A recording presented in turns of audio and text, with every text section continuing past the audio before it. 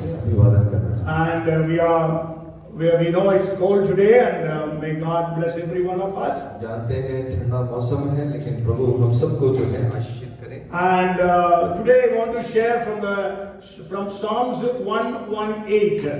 आज मैं भजन 118 से पढ़ना चाहता हूँ। Okay, so first I actually want to start with a question. Let's read Matthew chapter 26 and verse 30. मत्ती 26 अध्याय उसकी 30 आयत को हम पहले पढ़ेंगे। Matthew 26:30. फिर वे भजन गाकर जैतून पहाड़ पर गए। भजन गाकर, है ना? And when they had sung a hymn, they went out to the Mount of Olives. Actually, Hindi translation is right.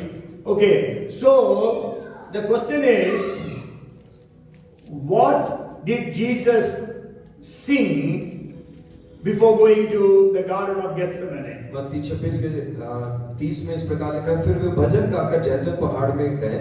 तो अब सवाल ये है कि यीशु मसीह कौन से भजन को गाए थे? Anybody knows? किसी को मालूम है? Huh? Okay, nobody knows, no problem. You know, we just read 118th Psalm. अभी हमने 118 जो भजन है उसको हमने पढ़ा था। So you should have guessed it. So that means Jesus should have sung Psalms 118. आपको गैस कर लेना चाहिए था। ये जो भजन गाया है भजन 118 था। Okay, anyhow, from 113th Psalm to 118th Psalm, 6 Psalms are there, and they are called as Hallelujah Psalms. और भजन 113 से लेके भजन 118 तक जो है वो हालेल भजन कहा जाता है, स्तुति के भजन। Okay, and they sing it. All these 6 Psalms they sing in every important occasion. और सब महत्वपूर्ण समयों में ये भजन को जो है गाया जाता है। And especially like Passover and all their feasts. फसह के और अलग-अलग जो पर्व मनाते हैं उसमें। Okay, but during Passover they sing Psalms 113, 114 before the Passover meal. और फसह के पर्व में भोजन के पहले जो भजन गाते हैं वो भजन 113 और भजन 114। And after the Passover dinner they will sing Psalms 115, 16, 17 and 118. और भोजन के बाद जो है भजन 115, 16, 17 और 18, 118 ये भी गाते हैं। Okay, so that's why I said, so Jesus sang these 4 Psalms, Jesus and also the other disciples, before he went to Gethsemane. और यीशु मसीह गतसमने में जाने से पहले यीशु ने ये चारों भजन जो है गाए थे अपने चेलों के साथ। Another question, how many times hallelujah that word comes in the Bible? दूसरा एक और सवाल है, हालेलुया शब्द बाइबल में कितने बार आता है? But in many versions it is translated या की स्तुति करो. Hindi also it says या की स्तुति करो. But anybody knows, we all say hallelujah. It is from the Bible, but do we know how many times the word hallelujah comes? क्या कोई जानता है कि हालेलुया शब्द जो है वो कितने बार बाइबल में हम पाते हैं? कई बार अनुवाद में यहाँ की स्तुति हो करके भी दिया गया है, लेकिन कितने बार बताया है हालेलुया शब्द? 24. Okay, but then he is very close, means it comes in only 2 books, Psalms and Revelation. और भजन संहिता की पुस्तक और प्रकाशित वाक्य की पुस्तक में वो आता है। And Imo is very close. In Psalms it comes 23 times. और भजन संहिता में 23 बार आया है। And 4 times in Revelation 19th chapter. और प्रकाशित वाक्य के 19वें अध्याय में 4 बार जो है हालेलुया शब्द का प्रयोग किया है। Okay, so then we read from the book of Isaiah, Psalms 118. हमने भजन 118 से हमने पढ़ा है। Okay, now there is another question. You all might have gone on WhatsApp many times. What is the middle chapter of the Bible? आप से एक और सवाल मैं पूछना चाहता हूँ, बाइबल के मध्य वाला जो अध्याय है वो कौन सा है? 118. Yeah, that is, it comes 118, but it is wrong. Okay, it is 117. Okay, and then what is the middle verse? और सबसे मध्य का जो वचन है वो कौन सा है? वाक्य। You might have got it on the WhatsApp. 118 and verse 8 they say, but it is also again wrong. WhatsApp में जो आया है वो गलत है। भजन 118 का 8। I calculated and it is 103rd Psalm verse 4. That is the middle verse of the Bible. Bible का जो मध्य वाक्य है, वचन है, वो है भजन 103 का जो है चौथा वचन। Okay, anyhow, just for your information, because I have written many times it comes, I write to them, this is wrong calculation. और कई बार ये व्हाट्सएप में आता है तो मैं उनको जवाब देता हूँ कि ये गलत है। And also one more thing, many people without verifying, they just forward the WhatsApp messages. Never do it. और आपसे मैं ये आग्रह करना चाहता हूँ, कभी भी व्हाट्सएप के जो संदेश हैं उसको पूर्ण रीति से जांच पड़ताल करने के बाद ही आप फॉरवर्ड करें, अन्यथा ना करें। Even even before February, every year it will come. This February has got 4 Saturdays, 4 Sundays, 4, everything will be 28 days. So it has to be there. So every time it comes also. और फरवरी के महीने में ये अक्सर आता है कि 4 जो है रविवार है, 4 शनिवार है, ऐसे करके कुछ संदेश ऐसे आते हैं। Because 28 days, so every day will be 4 times. और 28 दिन है, इसलिए हर जो दिन है वो 4 बार आएगा। Even somebody wrote to me this year, now it is leap year, so 29 days. He has written there will be 4 Sundays, 4 Saturdays like that.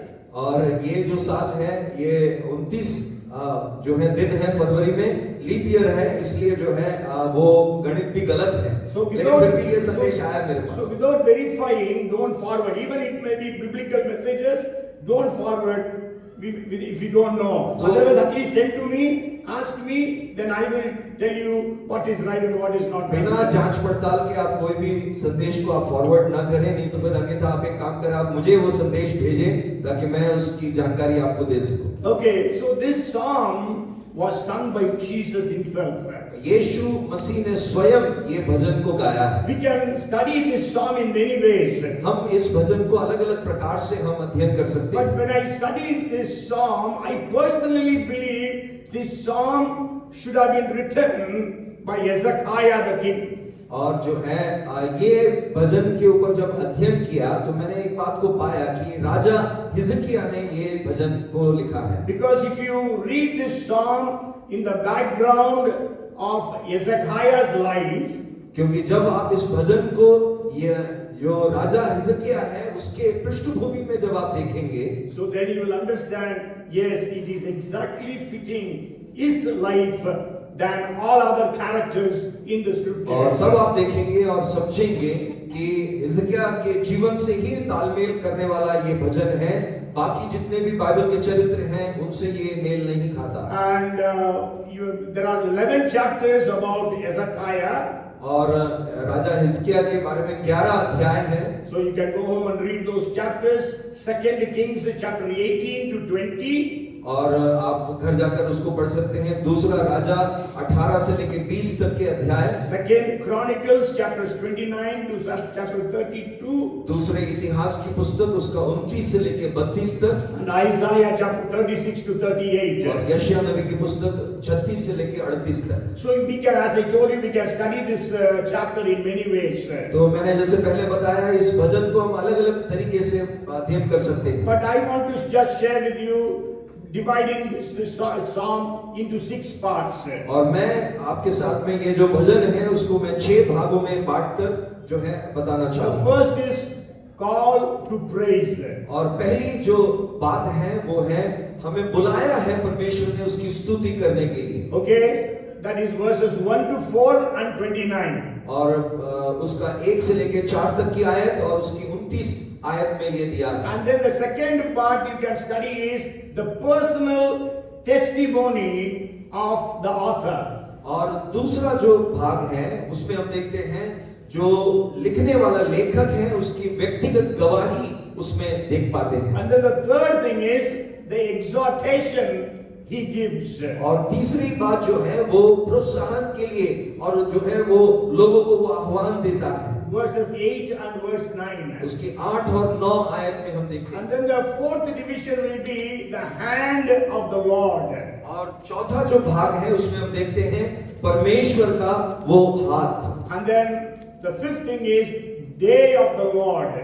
और पांचवी जो बात है वो परमेश्वर के दिन के बारे में, Verse 24. उसकी 24वीं आयत। Hand of the Lord is verses 15 and 16. और परमेश्वर का हाथ हम देखते हैं उसकी 15 और 16 आयत में। And then there is a messianic passage. और उसके बाद हम देखते हैं मसीहा के जो बारे में लिखा हुआ वो भाग, Verses 22, 23 and verses 26, 27. और 22, 23 आयत और 26 और 27 आयत। Okay, so now the first division is call to praise. तो पहला जो भाग है वो है हम बुलाए गए हैं उसकी स्तुति करने के लिए। Okay, so we all on Sundays we gather and we spend time in praising the Lord. रविवार के दिन हम सब लोग इकट्ठा होते हैं ताकि हम परमेश्वर की स्तुति कर सके। And then the first verse says, "Oh, give thanks to the Lord, for He is good, for His mercy endures forever." पहली आयत इस प्रकार से, यहोवा का धन्यवाद करो क्योंकि वो भला है और उसकी करुणा सदा की है। So we have to praise the Lord. हमें परमेश्वर की स्तुति करना है And He gives two reasons for that. और दो कारण वो यहाँ बताए हैं। One is, for He is good. पहला कारण है क्योंकि परमेश्वर भला है, And the second reason is, His mercy endures forever. दूसरा कारण ये है कि परमेश्वर की करुणा सदा की है। The same verse is repeated in the last verse, 29th verse also, the same as the first verse. और पहली आयत जैसे है उसी को दोहराया है, 29वीं आयत में भी वैसा का वैसी बताया है। As we know, the goodness and mercy follow me all the days of my life. 23:6 of Psalms. भजन 23 का 6 में जैसा लिखा है, परमेश्वर की भलाई और करुणा हमेशा के लिए मेरे साथ बनी So रहेगी। the same Hebrew words are used here as well as there. और वही जो इब्रानी शब्द है उसका प्रयोग यहाँ पर भी और भजन 23 में भी किया गया है। The author says, "Praise the Lord, for He is good, and for His mercy endures forever." लेखक इस प्रकार से कहता है, परमेश्वर का धन्यवाद करो क्योंकि वो भला है और उसकी करुणा सदा की। As I already told you, goodness is receiving that which we don't deserve. और जो है मैंने ऐसे बताया, भलाई क्या है? परमेश्वर से उस बात को प्राप्त करना जिसके लिए हम योग्य नहीं थे। And mercy is not receiving that which we deserve. और करुणा क्या है? जो वो उस बात को प्राप्त करने के लिए जो हम बिल्कुल भी योग्य, Not receiving the punishment that which we deserve. हमें वो दंड जो मिलना चाहिए था वो हम नहीं प्राप्त कर रहे हैं, लेकिन परमेश्वर ने हमें छोड़ दिया। Okay, so His mercy endures forever. उसकी करुणा सदा की है। Another question: how many times His mercy endures forever comes in the Bible? दूसरा एक और सवाल, उसकी करुणा सदा की है, ये जो वक्तव्य है बाइबल में कितने बार हम पढ़ते हैं? There is one psalm in which His mercy endures forever comes many times. Anybody can say एक what? भजन है जिसमें उसकी करुणा सदा की है, बार बार आता है। कौन सा भजन है? 136. Yes, 136. 136। And there it is coming 26 times. वहाँ 26 बार आया है, Because there are 26 verses. क्योंकि 26 आयत है। Okay, how many times it comes in the scriptures? पूरे बाइबल में कितने बार आई है? 34 times in the book of Psalms. और 34 times. 34 बार जो है हम भजन में देखते हैं, And then 8 times it comes in the other books. और 8 बार दूसरे पुस्तकों में हम देखते हैं। Okay, so we have to praise the Lord because He is good and His mercy endures forever. हमें परमेश्वर की स्तुति इसलिए करना है क्योंकि वो भला है और उसकी करुणा सदा की है। And then the second part, there are other parts also, you can just go through that psalm. But then the second part is giving his personal testimony or personal experiences. और दूसरा जो भाग है, लेखक अपना व्यक्तिगत गवाही या अनुभवों को वो बांटता है। Today so many people came and gave their testimony. आज कई लोग आगे आए और उन्होंने अपने जीवन की गवाहियों को और अनुभवों को बांटा है। And it is a very personal psalm. ये एक व्यक्तिगत भजन है। I, me and my comes 36 times in just 13 verses of of Psalms 118. मैं मेरा ये जो शब्द है इसको हम बार बार कई बार हम देखते हैं। Okay, only 13 verses it comes, and it is coming 36 times. और 13 वचन में 36 बार ये इसको आप देख पाएंगे। I, me, and mine. मैं, मेरा, ये जो शब्द है। मैं, मुझे। Okay. So it is a very personal psalm. You go home and you pray this psalm, praise this psalm personally unto God. ये घर जाकर आप जरूर इस भजन को आप मनन करें। आप व्यक्तिगत रीति से परमेश्वर की स्तुति करने के लिए एक अच्छा भजन है। And then the first thing in that we see is calling on the Lord, crying unto the Lord. पहली बात जो हम देख रहे हैं वो ये है परमेश्वर को पुकारना। Okay, here the author says, I called unto the Lord in my distress. The Lord answered me and set me in a broad place. Verse 5.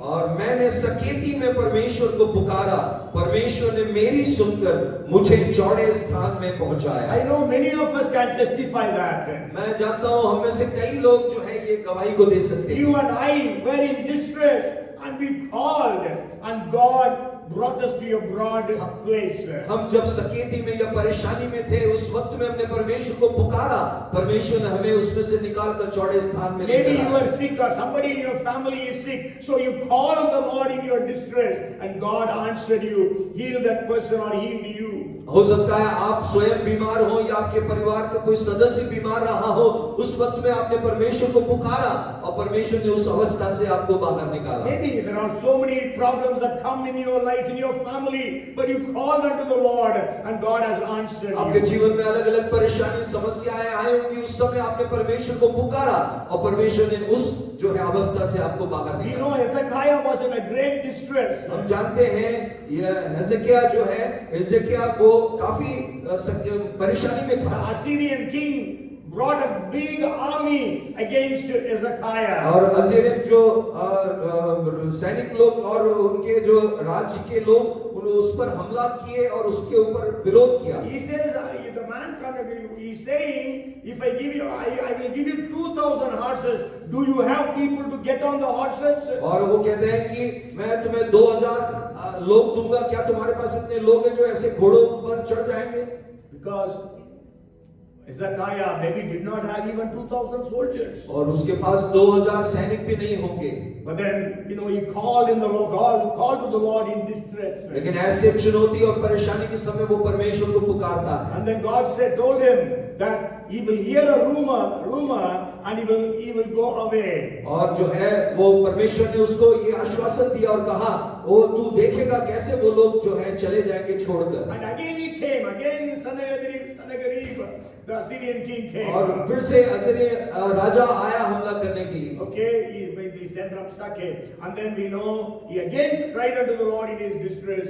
God sent an angel and killed 185,000 Assyrian soldiers in one night. और दोबारा जब वो हमला पे आया तब हिजकिय्याह ने परमेश्वर को पुकारा, परमेश्वर ने एक स्वर्गदूत को भेजा और 1,85,000 असीरी सैनिकों को मार गिराया। Not only that, the king was killed by his own 2 sons. और वो राजा को उसके ही बेटों ने जो है मार गिराया। So cry unto the Lord when you are in a distress. जब आप सकेती में या परेशानी में रहेंगे तो परमेश्वर को आप पुकारें। You are in a need, call unto God. आप जब किसी भी जरूरत में रहेंगे उस वक्त में परमेश्वर को पुकारें। Even we know in the day of trouble you call unto me, I will deliver you and you will glorify my name. This is a promise. जब आप समस्या में रहेंगे उस वक्त परमेश्वर ने क्या कहा, तुम मुझे पुकारो, मैं तुम्हारे उस अवस्था को जानकर तुम्हें मैं समाधान दूंगा। And the second part in that personal experience is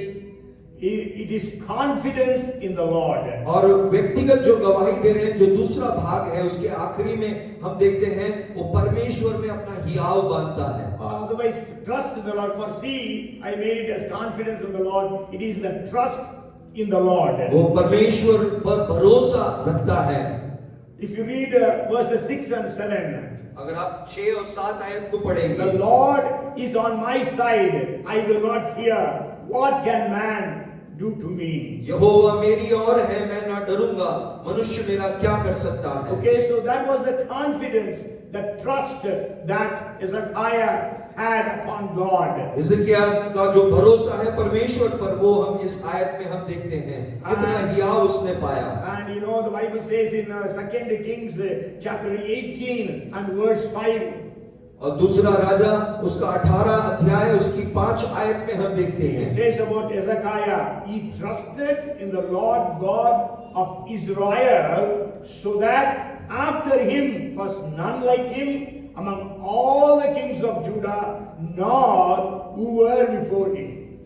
वह इज़राइल के परमेश्वर यहोवा पर भरोसा रखता था, और उसके बाद यहूदा के सब राजाओं में से कोई उसके बराबर ना हुआ, और न उससे पहले भी ऐसा कोई हुआ था। That means even David was not trusting God as Hezekiah was trusting. इसका मतलब क्या है? हिजकिय्याह ने जिस प्रकार से परमेश्वर पर भरोसा रखा, दाऊद भी उतना भरोसा नहीं रखता। So that was the commitment or the confidence that Hezekiah had upon God. उस प्रकार से हिजकिय्याह का जो है समर्पण था, या उतना वो भरोसा और हियाव रखता था परमेश्वर। And you know when the Rabshakeh came to challenge, he uses the word trust 7 times. और जब हमला करने के लिए आए उस वक्त में उसने जो शब्द का प्रयोग किया, भरोसा 7 बार किया है। Okay, in whom does Hezekiah trust? हिजकिय्याह किसके ऊपर अपना भरोसा रखता था? So what is the confidence that we have in God? आपका और मेरे जीवन में किस बात में हियाव है? हम क्या परमेश्वर पर भरोसा रखते The हैं? Lord is on my side, I will not fear. परमेश्वर मेरी ओर है और मैं किसी बात में न He डरूंगा। was surrounded by great enemies, but he says, the Lord is on my उसके side. चारों ओर सब शत्रुओं ने घेर रखा था, लेकिन वो कहता है फिर भी मैं ना डरूंगा क्योंकि मेरा भरोसा Where परमेश्वर। he was surrounded by various problems and difficulties, but no, if God be for us, who can be against us? आप भी चारों तरफ से शायद परेशानी या अलग अलग प्रकार की समस्या से घिरे होंगे, लेकिन एक बात में आप हियाव बांधे, अगर परमेश्वर आपकी ओर है, आपका भरोसा परमेश्वर पर है, तो आपको किसी भी बात से डरने की आवश्यकता नहीं। Hallelujah. Hallelujah. So let us have very strong trust and confidence upon our हम God. एक मजबूत भरोसा परमेश्वर पर रखें और उस हियाव में आगे बढ़ने वाले My हों। God will never leave me nor forsake me. मैं जानता हूं परमेश्वर मुझे कभी ना छोड़ेगा, कभी ना त्यागेगा। And then the third thing is, और तीसरी जो बात है, confront your enemy. शत्रु का सामना करना है। Okay, don't be reactive but be proactive. आप जो है शत्रु जब हमला करे तो प्रत्युत्तर देने ना जाए, लेकिन आप जो है आगे होकर उसका सामना If करें। you read the 10th verse of 118th Psalm, अगर आप भजन 118 का 10 आयत पढ़ेंगे, he says, all nations surrounded me, but in the name of the Lord I will destroy them. वहां क्या लिखा है? सब जातियों ने मुझको घेर लिया है, परंतु यहोवा के नाम से मैं निश्चय उन्हें नष्ट कर डालूंगा। And then he says in the 12th verse, they surrounded me like bees. They were quenched like a fire of thorns, for in the name of the Lord I will destroy them. और 12 आयत में इस प्रकार से लिखा है, उन्होंने मुझे मधुमक्खियों के समान घेर लिया है, परंतु कांटों की आग के समान वे बुझ गए। यहोवा के नाम से मैं निश्चय उन्हें नष्ट कर डालूंगा। You know, bees never come alone to sting you. आप जानते हैं मधुमक्खी अकेले आके जो है डंक नहीं मारती। No, it comes upon you like this. एक साथ वो झुंड के साथ आकर वो हमला करते हैं। Okay, I was just going through the internet. I saw bees came and stung a man 250 times. और मैं इंटरनेट में देख रहा था एक घटना, तो उसमें ये जो है मधुमक्खियां एक साथ आई, 250 जो है डंक मारे हैं उसको। And you know, once they sting, then they die. और एक बार उन्होंने डंक मार दिया फिर वो मर जाते हैं। And you know, they come in a big multitude. और वो झुंड में वो आते हैं, बहुत सारी भीड़। And that's why you have to understand, when problems come in a battalion. और आपको एक बात यहाँ भी समझने के लिए है कि जब समस्याएं आती हैं तो बहुत झुंड में आती हैं, बहुत सारी समस्याएं एक साथ आती हैं। Okay? So you are confused. तो आप उस समय असमंजस अवस्था में आ जाते हैं। But then let us confront our enemy. लेकिन हम शत्रुओं का सामना करने वाले बन सकते As हैं। I told you, Sennacherib was killed and 185,000 soldiers. और मैंने ऐसे बताया सन्नकरीब जो है किस प्रकार से वो मर गया, 1,85,000 सैनिकों को कैसे परमेश्वर ने मारा। But not in your strength, but in the name of the Lord. आपके बल में नहीं, परमेश्वर के बल में ये संभव है। Okay, so let us have that confidence in the Lord and confront our enemy. हमारा भरोसा भी परमेश्वर पर रहे और वो हियाव बना रहे और हम उस हियाव में होकर शत्रुओं का सामना कर Because सकें। God has promised us, no weapon formed against you shall prosper. क्योंकि परमेश्वर ने ये वायदा दिया हुआ है, हमारे खिलाफ में कोई भी हथियार प्रबल ना होगा। And then the fourth thing is celebrate the victory.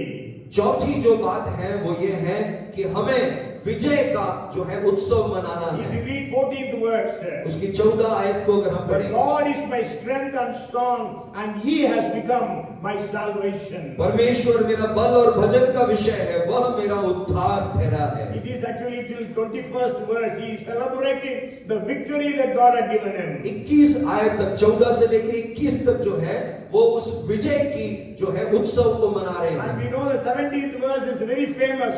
हम जानते हैं उसकी जो 17 आयत है बहुत ही जो है मशहूर I है। shall not die, but live and declare the works of the Lord. मैं न मरूंगा वरन जीवित रहूंगा और परमेश्वर के कामों का वर्णन करता रहूंगा। Hallelujah. Hallelujah. I have actually quoted this verse for so many people on the deathbed, but I have seen them all raised to life because God's word has got power. मैंने कई लोग जो मृत्यु शैया में थे उनको मैंने ये वचन जो है बोलकर मैंने घोषणा किया और मैंने देखा परमेश्वर ने कैसे उनको जीवित करके खड़ा किया है। इस बात को मैंने देखा। I tell them to claim that promise. मैं उनसे कहता हूं कि आप स्वयं इस वचन को लेकर आप घोषणा करें। So we know Hezekiah was in a problem. He was on the death.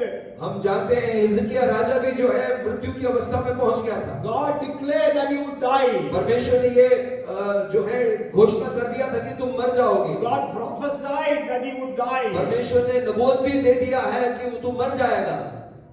But then he cried unto the Lord. लेकिन वो परमेश्वर के सामने वो दुहाई देता है। Then God again sends Isaiah to tell him that he will live. परमेश्वर फिर से यशायाह नबी को भेजता है और ये संदेश देता है कि तू जीवित रहेगा। So let us claim the promises and celebrate the victory that is found in that portion of हम भी scripture. परमेश्वर के उन वायदों को हम अपने जीवन में ले उसकी घोषणा करें और परमेश्वर ने जो विजय दिया है उसमें हम उत्सव So मनाएं। whenever you are in problem, जब कभी आप समस्या में रहते हैं, whenever somebody is sick in your family, जब कभी आपके परिवार का कोई सदस्य बीमार हो, read 118th Psalm. आप भजन 118 को पढ़ें। I tell you that Psalm will give you the strength and the power to face all those problems और and overcome. मैं जानता हूं कि आपको ये भजन 118 जो है उस समय आपको बल देगा, आपके अंदर हियाव देगा ताकि आप हर चुनौती का आप सामना कर Okay, सकें। the first part is called to praise God. पहला जो भाग है वो परमेश्वर के कोई की स्तुति करने के लिए हम बुलाए And गए। the second part is his personal experiences or testimony. दूसरा जो भाग है व्यक्तिगत जो है गवाही है या अनुभव है उस लेखक का। Third part is exhortation. और तीसरा जो भाग है वो है प्रोत्साहन की बातें। That is verses 8 and verse 9. उसके 8 और 9 आयत। It is better to trust in the Lord than to put confidence in man. It is better to trust in the Lord than to put confidence in princes. यहोवा की शरण लेनी मनुष्य पर भरोसा रखने से उत्तम है। यहोवा की शरण लेनी प्रधानों पर भी भरोसा रखने से उत्तम है। Hallelujah. Hallelujah. Many of us, I can tell you, you have trusted upon people and you have miserably failed. और मैं जानता हूँ आप में से कई लोग ये बोलेंगे हमने लोगों पर भरोसा रखा लेकिन हम विफल हो गए या पराजित हो गए। You trusted upon your friends, your relatives, but they have failed you.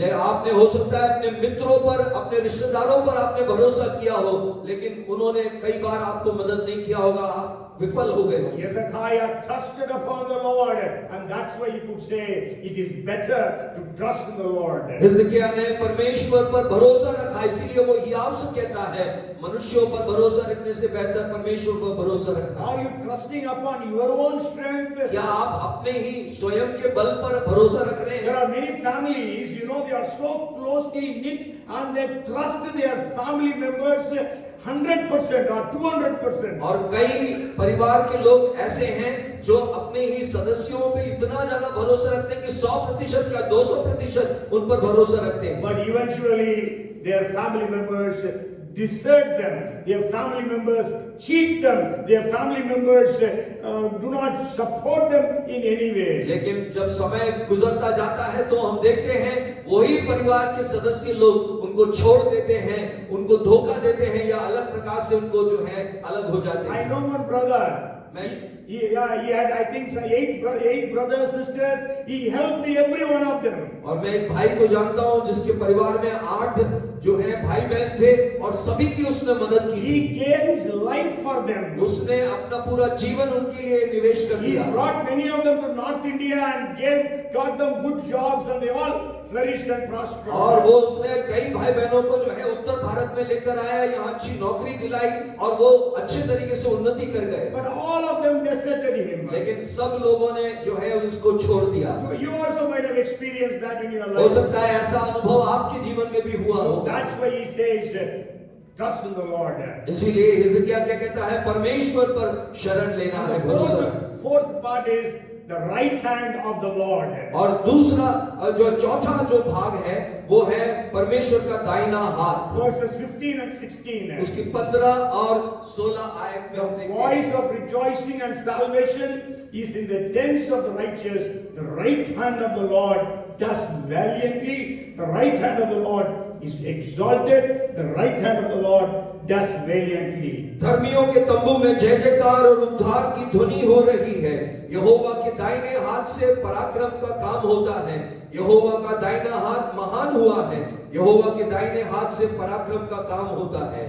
Amen. Hallelujah. So the hand of the Lord will work valiantly for you. और परमेश्वर का हाथ जो है बड़े बड़े पराक्रम के काम करता है। And then the fifth part of that psalm is और पांचवा जो भाग है इस भजन में the day of the Lord. परमेश्वर के दिन के बारे में I बताया। am not actually explaining everything. So the day of the Lord, if you read verse 24. और 24वीं आयत में लिखा है, आज का वो दिन यो यहोवा का बनाया हुआ। Yes, this is the day the Lord has made.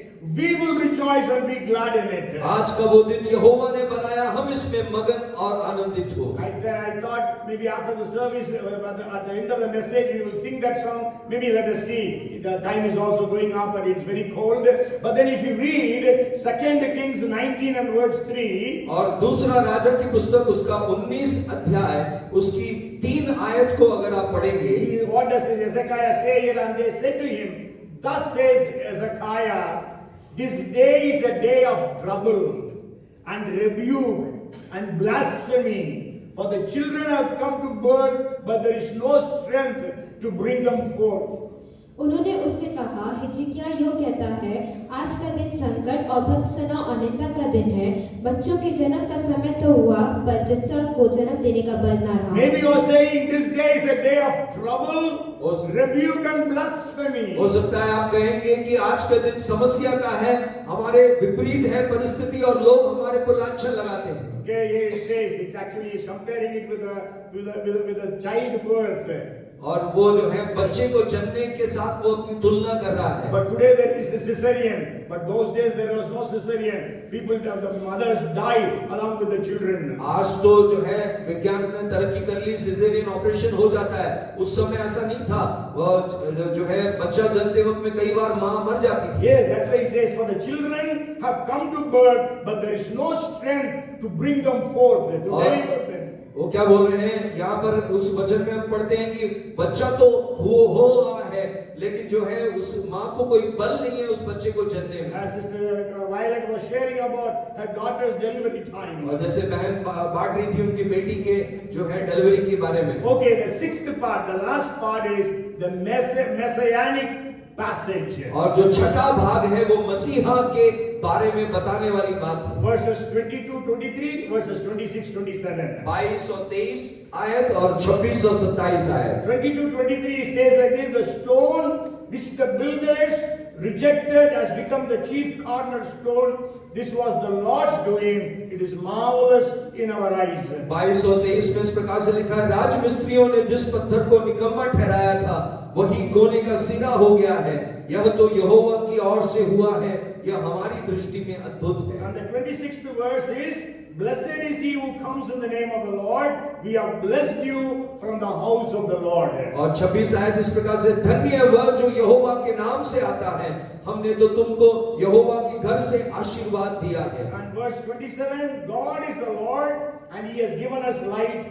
Bind the sacrifice with cords to the horns of the altar. 27वीं आयत, यहोवा परमेश्वर है और उसने हमको प्रकाश दिया है, यज्ञ पशु को वेदी के सींगों से रस्सियों से बांधो। So it is a prophecy of three things that happened in the life of the Messiah, Jesus Christ. और ये जो है भविष्यवाणी है जो मसीहा यीशु मसीह के बारे में तीन बातें जो घटना घटी थी। The stone which the builders rejected, because the Jews rejected Jesus. राजमिस्त्रियों ने जिस पत्थर को निकम्मा ठहराया वो कोने का सिरा हो गया। Jesus quoted this verse यीशु ने इस आयत को जो है बताया, about himself. अपने जीवन के अनुभव से बताया। Matthew chapter 21 verse 42. और मत्ती 21 अध्याय उसकी 42वीं आयत And it में। is again found in Mark chapter 12 verses 10 and 11. मरकुस 12 अध्याय की 10 और 11 में भी हम पढ़ते And हैं। also in Luke chapter 20 and verse 17. लूका 20 के 17 में भी हम उसको पढ़ते We हैं। know Jesus came unto his own, but his own people rejected हम him. जानता है यीशु अपनों के बीच में आया और यहूदी लोगों ने उसका तिरस्कार किया, He was rejected. वो तिरस्कृत हुआ। Even Isaiah speaks about it in 53rd chapter. और यशायाह नबी की पुस्तक में 53वां अध्याय में भी हम उस बात को पढ़ते हैं। And blessed is he who comes in the name of the Lord. You know, we all know, they all sang it on the day of Palm Sunday. हम जानते हैं पाम संडे में जो है ये 26वीं जो आयत है, धन्य है वे जो यहोवा के नाम से आता है। And so that was the triumphal entry of Jesus. यीशु का जो जयवंत जो प्रवेश है उसको हम देखते हैं। Okay, so they all say, blessed is the one who comes in the name of the Lord. और सब लोगों ने यीशु को जो है धन्य कहते हुए ये कहा, यहोवा के नाम से जो आता है वो धन्य है। And in Hebrew it says, Baruch haba beshem Adonai. Blessed is the one who comes in the name of the Lord. और इब्रानी में जैसे कहा कि धन्य है वो जो यहोवा के नाम से आता है। Okay, and so that was the triumphal entry of Jesus prophetically. यीशु का वो जो जयवंत प्रवेश है उसको हम देखते हैं। And that rejection.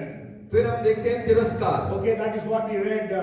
The builders have rejected, but that is the chief cornerstone. राजमिस्त्रियों ने उसको निकम्मा ठहराया, वो जो कोने का पत्थर था। Jesus quoted it. यीशु ने उस आयत को बताया। Peter also quoted it, telling about Jesus. पतरस ने भी उसी आयत को लेकर जो है बताया अपनी पत्री में यीशु के बारे में। Before the Sanhedrin in the 4th chapter of Acts. और प्रेरितों की पुस्तक 4थे अध्याय में हम देखते हैं संहेद्रीन के सामने पतरस ने उस बात को He says बताया। you rejected him. और कहा कि तुमने जो उसको तिरस्कृत किया। Quoted this verse. और इस आयत को भी बताया। And then in the very famous verse he says, 4 and verse 12, there is no other name under heaven among men through whom we can be saved. ये आयत बताने के बाद में जो है जो पतरस ने सबसे मशहूर एक बात को बताया जो प्रेरित 4:12 में है, आकाश के नीचे और पृथ्वी के ऊपर और किसी के नाम के द्वारा उद्धार नहीं, वो केवल यीशु के द्वारा ही है। And then the third thing that he says is the 26th verse, the 27th verse, bind the sacrifice with cords to the horns of the altar. और तीसरी जो भविष्यवाणी की जो बात बताया है वो है उसकी 27वीं आयत के आखिरी भाग में, यज्ञ पशु को वेदी के सींगों से रस्सियों से बांधो। Okay, that is actually the crucifixion. वो यीशु के क्रूसीकरण के बारे में है। Okay, triumphal entry यीशु का विजय प्रवेश, and rejection तिरस्कार and then crucifixion. और ये जो क्रूसीकरण, Okay, these three things have been prophesied by Hezekiah. और ये तीन बातें जो है यह हिजकिय्याह ने भविष्यवाणी के तौर से बताया। Because it is not told by Hezekiah or anybody else whom can become an author of this psalm. और हिजकिय्याह के अलावा और कोई जो है इसका लेखक नहीं हो सकता है। Okay, so today let us go home and read this Psalm 118. और आज हम घर जाकर हम इस एक भजन को, भजन 118 को हम एक और बार पढ़ेंगे। Okay, and you study and meditate upon this psalm. और आप इसको अध्ययन करें और इसके ऊपर मनन भी करें। Praise the Lord, for He is good and His mercy endures forever. परमेश्वर की स्तुति हो क्योंकि वो भला है और उसकी करुणा सदा की है। And also personally claim all the experiences that is written there in that psalm. लेखक ने जो भी अनुभव बताए हैं उसको व्यक्तिगत रीति से आप भी ग्रहण करें, अपने जीवन में उसे अपनाएं। My and me, as I told you, 36 times it comes.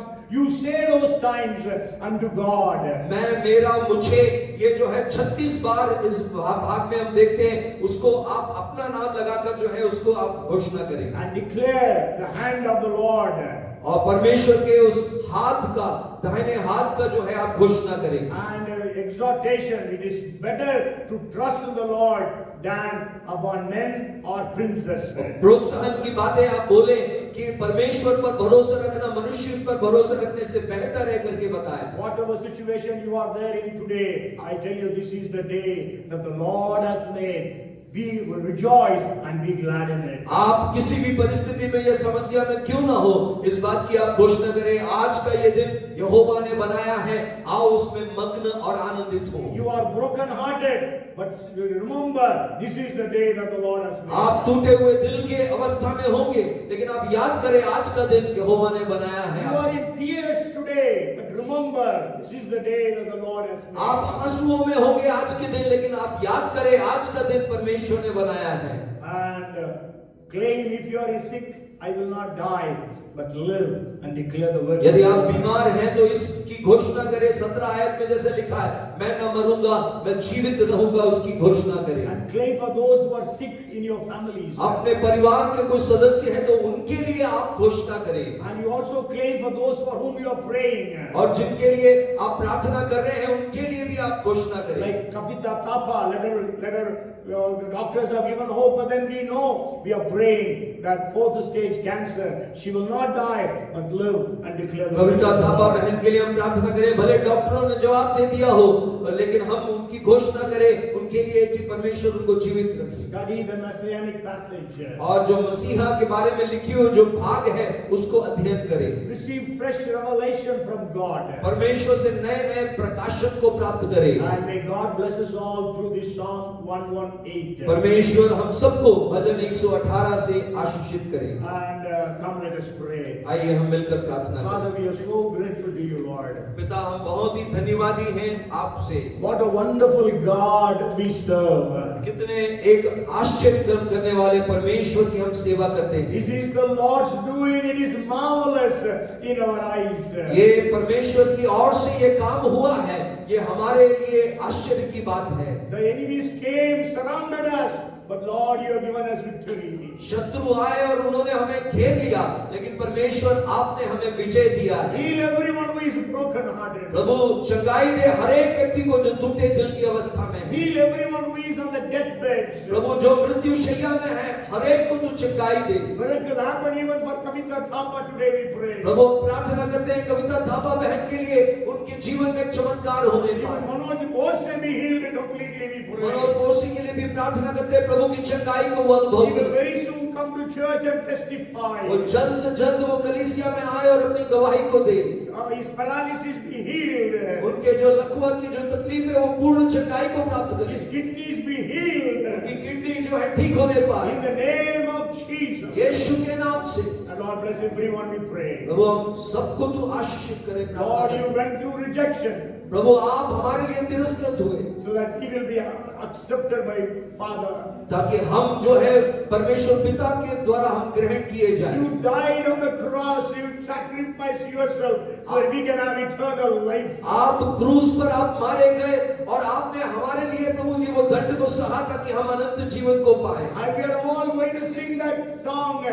Blessed is the one who comes in the name of the Lord. और हम भी प्रभु उस भजन में जैसे लिखा है उसको हम गाते हैं, धन्य है वो जो यहोवा के नाम से आता है। The Jews will again sing one more time. एक- When you come, Lord, एक- blessed is the one who comes in the name of the एक और Lord. बार यहूदी लोग मिलकर गाएंगे इस बात को कि यहोवा के नाम से जो आता है वो धन्य है, Because you prophesied that. क्योंकि आपने स्वयं इसकी भविष्यवाणी की है। And bless everyone today, we pray. हम सबके जीवन में तू आशीष दे, ये प्रार्थना करते हैं। Protect everyone during this winter.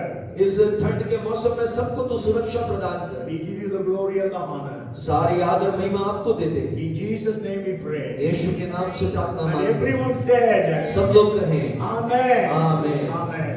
Now may the grace of our Lord Jesus Christ, the love of our Heavenly Father, and the fellowship, the anointing, the power, the gifts of the Holy Spirit, our Comforter, be upon us all, now and forevermore. Amen. Amen.